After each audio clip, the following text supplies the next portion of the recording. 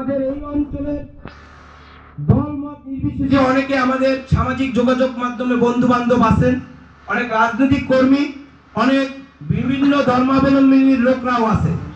এই বাংলাদেশে 5ই আগস্টের পর নির্দিষ্ট একটি ধর্মের লোকরা তাদের গাত্রদাহর কারণে বিভিন্ন সামাজিক যোগাযোগ মাধ্যমে এমন ধরনের উস্কানিমূলক বক্তব্য, লেখালেখি এমন কিছু আসে যার কারণে ওইটার বিপক্ষে গিয়ে আমরা দেখতে পাই আরেক পক্ষ সেখানে কমেন্ট করে তার বিপক্ষে আরেকটি কাউন্টার পোস্ট করে। এর জন্য আমার কাছে আশঙ্কা হয় যে কোনো সময় একটি সাম্প্রদায়িক দাঙ্গা তৈরি না হয়।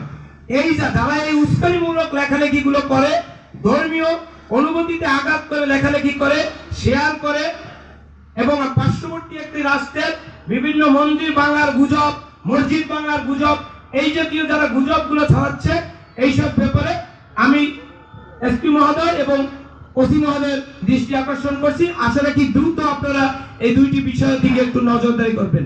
ধন্যবাদ সবাইকে। আসসালামু আলাইকুম। স্যার, আমাকে 2 মিনিট সময় দিতে হবে। বিসমিল্লাহির রহমানির রহিম। আমি এইচএম শামীম হাসান, নাজিরপুর উপজেলা ছাত্র দলের আহ্বায়ক। আলোচনা অনেক দীর্ঘায়িত হয়ে গেছে, আমি শুধুমাত্র বলতে চাই আজকে যে বিষয় নিয়ে আলোচনা